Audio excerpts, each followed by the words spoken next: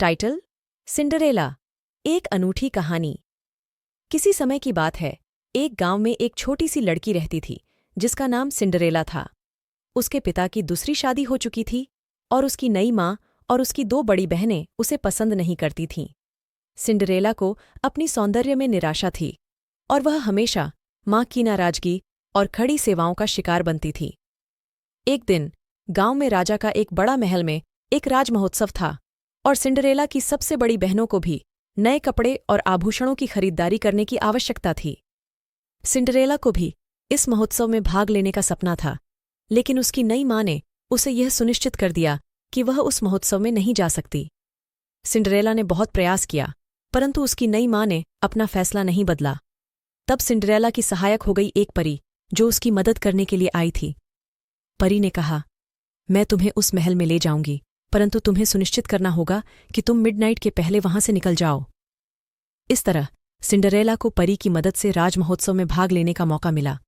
जब वह वहां पहुंचा तो सभी लोग उसकी सुंदरता और आकर्षण से प्रभावित हो गए।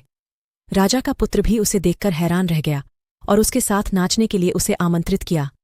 सिंडरेला ने राजा के पुत्र के साथ बहुत मस्ती की, परंतु उसने ध्यान नहीं दिया कि समय बीत रहा था। जब घड़ी 12 बजे बजी तो उसने जल्दी से भागकर महल से बाहर निकल लिया।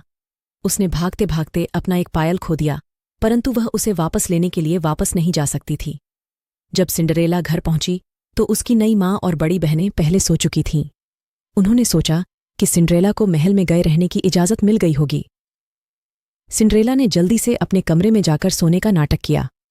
अगले दिन राजा के द्वार से एक घुड़सवार का संदेश आया कि राजकुमार किसी पायल वाली लड़की को वापस देखने के लिए आया है। सिंडरेला की बड़ी बहनें बहुत खुश हुईं, क्योंकि उन्हें लगा कि उन्हें यह मौका मिल गया है कि वे राजमहल में जाएं और राजकुमार के साथ विवाह के लिए उम्मीदवार बने। उन्होंने सिंडरेला को कमरे में बंद कर दिया ताकि वह उस घुड़सवार के सामने न आ सके। सिंडरेला ने अपनी बड़ी बहनों की खोज में कमरे के अंदर एक छोटी सी खिड़की से देखा कि वे कैसे उस घुड़सवार के साथ बातचीत कर रही हैं। वह जानती थी कि वे अपने सपनों को पूरा करने के लिए बिना किसी दूसरे की मदद के किसी भी हद तक जा सकती थीं। तभी उसके समक्ष फिर से जादूगरनी प्रकट हुई। वह बोली, तुम अपने सपनों को पूरा करने के लिए तैयार हो, सिंडरेला? सिंडरेला ने हाँ कहा और जादूगरनी ने उसे अगले दिन राजमहल के महोत्सव में जाने के लिए एक नया रूप दिया। जब सिंडरेला ने राजकुमार को पायल दिखाई तो उसने उसे बहुत खुशी से गले लगा लिया। उसने सिंडरेला से अपने साथ नाचने के लिए अनुरोध किया और सिंडरेला ने खुशी खुशी स्वीकार किया। महोत्सव के दौरान राजकुमार ने सिंडरेला से अपने जीवन के बारे में बहुत कुछ बताया और उसे अपने साथ अधिक समय बिताने के लिए आमंत्रित किया। सिंडरेला ने अपनी खुशी की सीमा में भाग्यशाली होकर स्वीकार किया, लेकिन जैसा कि सिंडरेला को पहले ही जादूगरनी ने चेताया था, वह मिडनाइट के पहले अपने घर लौट जानी चाहिए थी।